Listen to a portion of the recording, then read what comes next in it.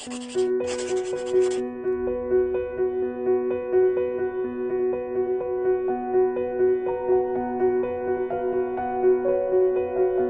forêt de Troncey, c'est un joyau. On a une chance infinie de l'avoir dans notre Bourbonnais. C'est une forêt magique, c'est une forêt dans laquelle, j'allais dire, je vis depuis pratiquement l'âge de 2 ans.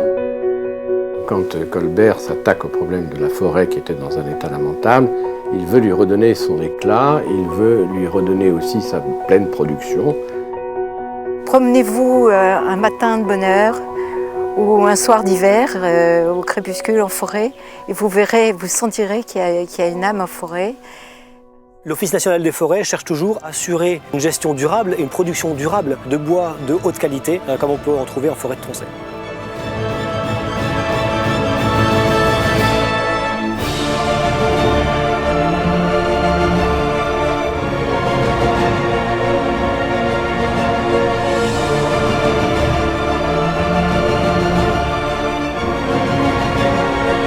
Bonjour à tous, nous sommes ici au cœur du bocage bourbonnais, au nord-ouest du département de l'Allier, au milieu de la plus belle chênaie d'Europe, la forêt domaniale de Troncey.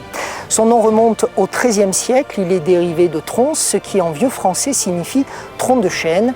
Il faut savoir en effet que le chêne est à 80% la principale essence d'arbre présente ici en forêt de Troncey. La forêt s'étend sur plus de 10 000 hectares, soit à peu près la superficie de la seule ville de Paris.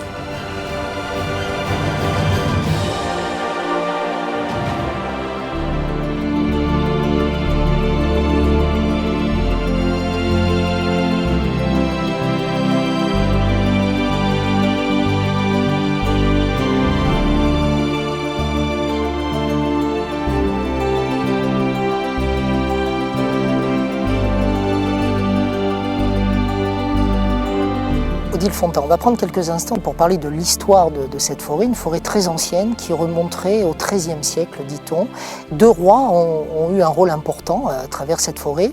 Parlez-nous un petit peu de l'histoire de la forêt de Troncey. Il semble qu'il y ait eu une forêt très étendue sur tout le plateau qui se trouvait entre la vallée de l'Allier et celle du Cher, et dont Troncey représente une partie aujourd'hui. Troncey était une forêt qui appartenait au duc de Bourbon, et cette forêt est passée dans la propriété des rois de France au moment où le connétable de Bourbon a trahi François Ier. Et donc c'est à cette époque-là que Troncey est devenu forêt du domaine royal.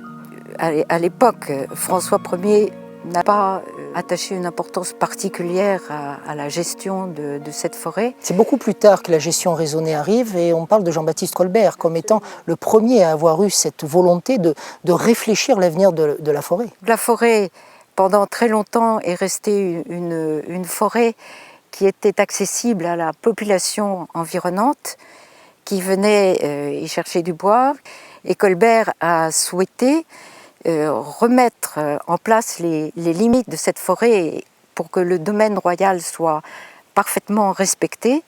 Et il a fait borner la forêt de Troncey, de même qu'il a fait borner d'autres grandes forêts du domaine royal. Nous allons continuer de parler de Jean-Baptiste Colbert avec Joseph de Colbert qui nous accueille chez lui.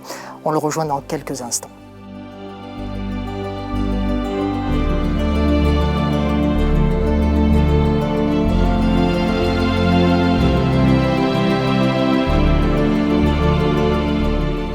Jean-Baptiste Colbert est un personnage que la plupart des gens connaissent parce qu'il est extrêmement célèbre, puisqu'il a accompagné pratiquement tout le règne de Louis XIV. Quand Colbert s'attaque au problème de la forêt qui était dans un état lamentable, il veut lui redonner son éclat, il veut lui redonner aussi sa pleine production, et il veut en faire un outil qui va permettre d'accompagner la marine, en premier lieu.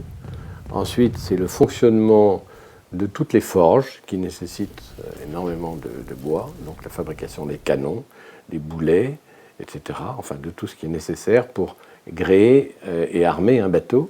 Et qu'aujourd'hui se pose le problème de savoir si on va recréer dans Troncey une futaie Colbert. Et a priori, ce n'est pas le chemin qu'ont pris les édiles, les hommes politiques, les gens de l'ONF. Il semblerait qu'on veuille recréer une futaie qui va s'appeler la futaie Buffet-Vent, du nom d'un célèbre sylviculteur qui a repris la forêt de Troncey en 1835, après l'exploitation des forges qui avaient beaucoup abîmé la forêt. Mais qu'on abandonne définitivement le nom de Colbert in situ dans la forêt de Troncey, c'est une erreur manifeste. Donc aujourd'hui, ma suggestion serait qu'on trouve un endroit, un rond-point, un lieu où on pourrait continuer à célébrer la mémoire de ce prestigieux ministre. Il se trouve qu'en fait, les arbres ont très peu servi à faire ça, puisque pour avoir des grands arbres à Troncey, il faut compter pas loin de 200 ans, et que 200 ans plus tard, les bateaux n'étaient plus en bois pour un bon nombre. En plus de ça, on a appris, enfin ça je ne le savais pas, assez récemment, que pour faire du bon bois de marine, dans bien des cas, il fallait des bois tordus, et pas des bois tout droits, comme sont les chênes de Troncey, qui sont tout à fait remarquables par leurs fûts qui sont très élancés et droits. On parle à l'instant avec vous des chênes qui correspondent à peu près à 80% des essences d'arbres que l'on retrouve ici en forêt de Troncey. On rejoint au cœur de la forêt Timothy de Ferrières, qui est responsable territorial de la forêt de Troncey. Tous les chênes ont le même âge. Et donc ça sur un cycle qui dépasse 200 ans, c'est-à-dire que c'est seulement une fois que la parcelle a atteint l'âge de 200 ans que tous les arbres sont récoltés. Ils sont à ce moment-là récoltés sur une période d'une dizaine d'années et c'est reparti pour un cycle. Et après ça, donc tous les 10 ans, nous pratiquons des éclaircies de manière à laisser la place aux plus beaux arbres et à arriver de nouveau à un peuplement âgé qui est majestueux.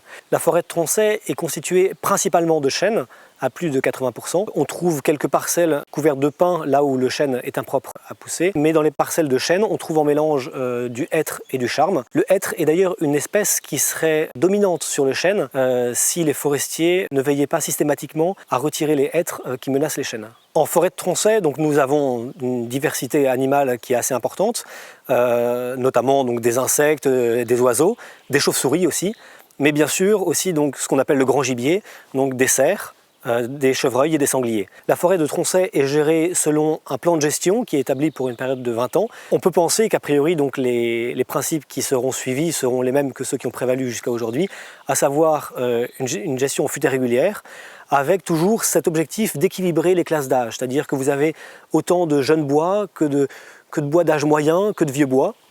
L'Office national des forêts cherche toujours à équilibrer les classes d'âge sur les forêts domaniales, de manière à assurer une gestion durable et une production durable de bois de haute qualité, comme on peut en trouver en forêt de Troncey.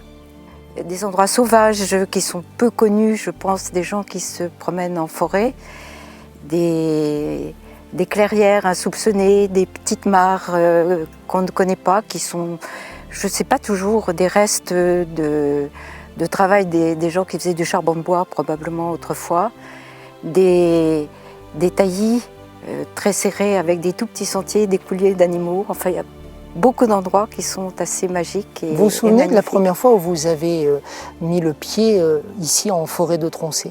Ce dont je me souviens, c'est de la première chasse à courre à laquelle mes parents m'ont emmenée. Et justement, on était sur le pont de l'étang ici. Et c'était à l'époque Indé de la Selle, et je le vois encore dans la tenue rouge, et tout ça, je devais avoir 5 ou 6 ans, je pense. Odile Fontan, vous restez là bien évidemment. Vous parliez à l'instant de chasse à courre. On va rejoindre un petit peu plus loin dans la forêt, quelque part, Pascal Dormesson qui va nous parler justement de ce lien particulier de l'homme avec la chasse à courre, de la forêt de Troncey avec la chasse à courre, et puis aussi avec les chiens. Vous allez voir. La forêt de Troncey, c'est un joyau. On a une chance infinie de l'avoir dans notre Bourbonnais et on est très content. Quelque part, je dis que c'est ma forêt. Non, c'est pas ma forêt, mais c'est la forêt où le raïlement, nous avons la chance de chasser le cerf depuis plus de 50 ans. Il faut que ça soit un combat qui soit loyal, avec les ruses de l'animal qui va essayer de tout faire pour s'en sortir, et avec des chiens qui par eux-mêmes vont essayer de le prendre et déjouer les ruses de l'animal. Peut-être on va les aider un peu, mais l'idée c'est de prendre, mais de prendre bien, après une belle chasse. Je préfère ne pas prendre que de faire une chasse de raccro. C'est pas grave, on prend pas, on accepte d'avoir perdu, c'est pas le problème. Mon plus beau souvenir de chasse, c'est quand j'avais 7 ans et que je chassais pour la 4e fois sur une petite ponette qui s'appelait Charming, qui était merveilleuse, une petite Connemara que mon père m'avait offert. J'étais pensionnaire à l'époque aux oiseaux à moulin et ma seule joie, c'était quand je sortais du pensionnat de chasser. Et à la 4e chasse, après une longue et belle chasse où je suis restée 6 heures à cheval, et bien sous le rond des Cherbuissons, mon père m'a fait les honneurs d'un très beau cerf. Et je crois que je n'ai jamais ressenti une aussi belle émotion que ce moment-là. Vous pensez qu'il y a une âme en forêt troncée? Oui, vraiment. Promenez-vous un matin de bonne heure ou un soir d'hiver au crépuscule en forêt et vous verrez, vous sentirez qu'il y a une âme en forêt. À certains endroits, vous êtes comme dans une cathédrale, vous avez une cathédrale d'arbres qui font vraiment comme une nef. D'autres endroits, vous êtes sur des bords d'étang avec une brume qui se lève. Vous êtes au milieu des forêts, vous voyez apparaître un animal. Enfin, vraiment, il y a quelque chose de très particulier que je crois être l'âme de Tronchet. Odile Fontan, merci de nous avoir accueillis ici. Vous nous parliez de l'âme de la forêt, on va se quitter avec un texte qui nous parle de l'âme de la forêt. Et c'est Michael Lonsdale qui a très gentiment accepté de nous dire ce texte pour Vue d'Auvergne. L'immensité à Tronchet se révèle dès le premier coup d'œil. La forêt surprend par son mouvement et par sa force le voyageur qui la découvre sortir des plaines décolorées du Berry. Elle l'enchante par sa beauté calme et apaisante lorsqu'elle lui apparaît sur le versant des terrains primitifs, qu'elle revêt comme d'un manteau. La forêt a ce privilège que la brusque révélation de son immensité se complète, se précise et se renouvelle par la vision patiente et minutieuse de ses arbres, de ses plantes, de ses insectes, par la lente observation de la vie qui circule dans la moindre de ses parties. L'infini en petitesse n'y est pas moins surprenant que l'infini en grandeur.